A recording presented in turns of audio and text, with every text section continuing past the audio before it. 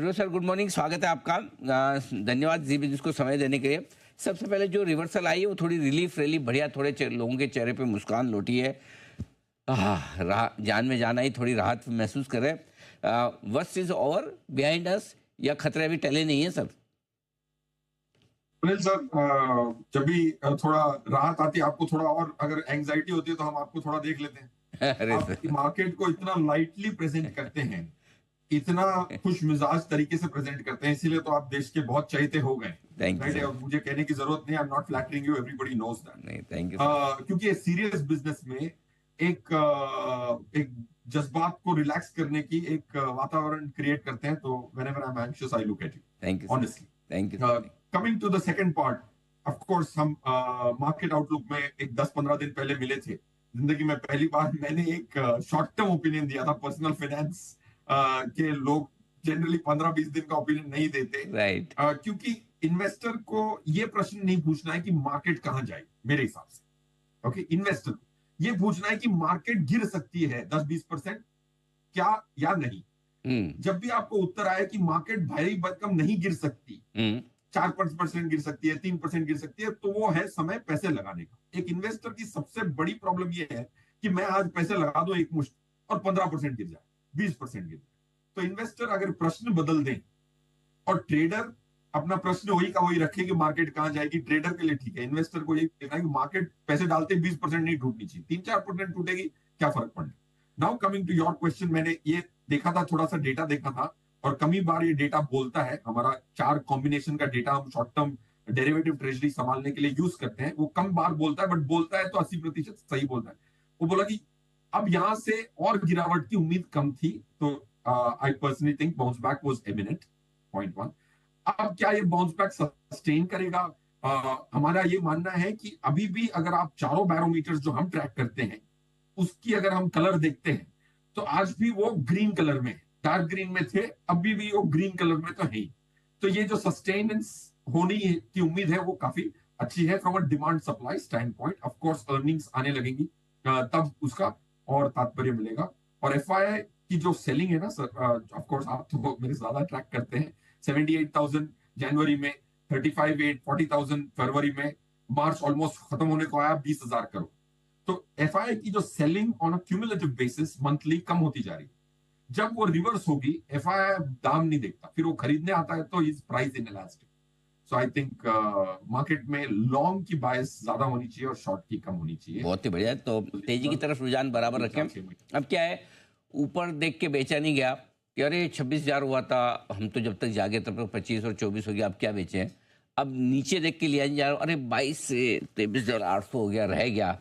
जो रह गया वाली फीलिंग है, क्या अभी भी पैसा लगाया जा सकता है? यदि हाँ तो कैसे? अनिल सर, मेरे हिसाब से तो अगर साल भर का भी पैसा है, which is a short term from an equity stand point, ये अभी भी लास्ट टाइम जब मैं आया था मैं कह रहा था स्क्रीमिंग बाय है। अब बाई तो है। अगर आपकी उम्मीदें 25% कंपाउंडेड बनाने की नहीं हो, अगर आप अच्छे म्यूचुअल फंड खरीदते हैं, तो it's a good time to buy. आपकी कैपिटल ऑलमोस्ट प्रोटेक्टेड सी है, even on a 1-2 year holding period. तो क्या ये खरीदने का मौका है? बेशक खरीदने का मौका। सेकंड, अगर एफआई की इनफ्लोस टर्न होती है, क्या आपको वापस पकड़ने का, मार्केट पकड़ने का मौका मिलेगा? शायद नहीं मिलेगा। क्या आज आप 23,700 पे निफ्टी खरीदते हैं और क्या वो 22,500 वापस दिखा सकती है? 22,500, 22,000 दिखा सकती है? ऑफकोर्स दिखा सकती है, पर उससे आपको परेशान नहीं होना है। So I think it's definitely a great मौका टू बाय। आज भी अगर आप 1 साल की भी होल्डिंग पीरियड हो, तो एफडी को बीट तो आप वर्स्ट सर्कमस्टांसेस में करेंगे, अगर आप अच्छे म्यूचुअल फंड पकड़ते हैं या अच्छे stocks, specially top 10 stocks of Nifty which are under value.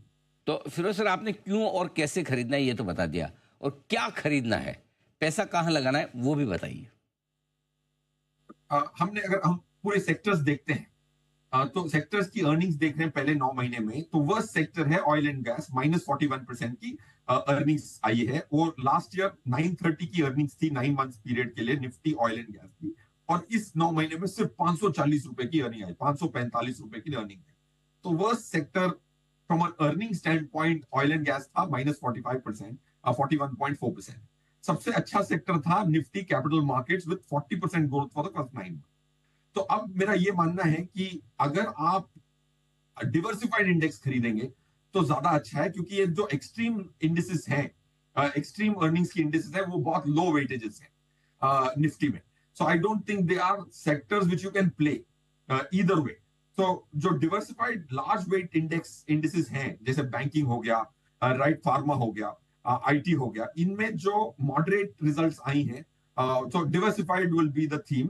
Diversified large cap और स्मॉल कैप की जो आज करंट स्थिति है, 18,000 तक गया था, आज 15,000 के लेवल्स पे है, तो 18.2% नीचे है. आई वुड से स्मॉल कैप को प्लीज राइट ऑफ ना करें. उसमें काफी जो शॉर्ट टर्म पेफायर्स थे उन्होंने एग्जिट कर लिया है. So I think diversified, non sectorial and all segments, large mid and small. लोग कहेंगे कि स्मॉल कैप में और थोड़ा पेन बच सकता है, बट म्यूचुअल फंड इन्वेस्टर के लिए small cap indexes, Nifty small cap 250, वो 18,000 से गिर गुरा के 15,000 पे आ गया. ऑफ कोर्स एक इन्वेस्टर की उम्मीद होती है 13,000 पे मिल जाए तो और अच्छा, but I would say that it's still a great discount to peak. Perfect. ये है. अच्छा, आपके अगर एक किसी म्यूचुअल फंड स्कीम में इक्विटी में पैसा लगाना हो, इन द सेंस कि किस तरह की स्कीम होगी वो इस तरह के माहौल में?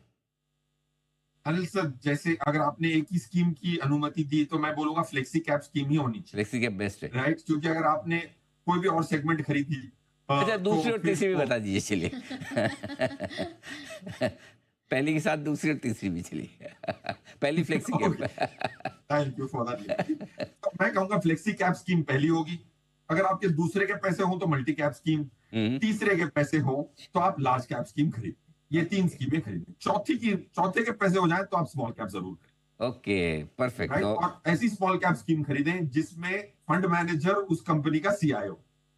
राइट, ताहिर बादशाह साहब की स्कीम जो इन्वेस्को स्मॉल कैप स्कीम है, वो ऐसी स्थिति में बहुत एजिलिटी है, जैसे हमने लास्ट टाइम भी आपने राइट. बोला था.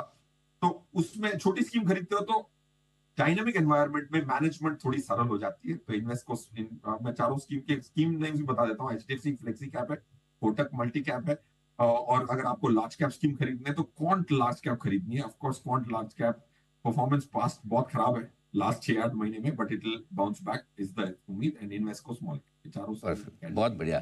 चलिए, इससे तो बढ़िया क्या मिलेगा आपको? स्कीम के नाम के साथ और स्कीम सब कुछ मिल गया, और साथ ही इक्विटी मार्केट का आउटलुक भी और म्यूचुअल फंड पर भी बहुत अच्छी राय. फिरोज सर, बहुत बहुत धन्यवाद आपका. समय दिया आपने और विस्तार से बाजार के डायरेक्शन और इन्वेस्टमेंट के मौक़ों पर हमारे दर्शकों को आपने अपनी राय दी. जल्द आपसे फिर होगी मुलाकात. आज के लिए बहुत बहुत धन्यवाद. Thank you so much sir.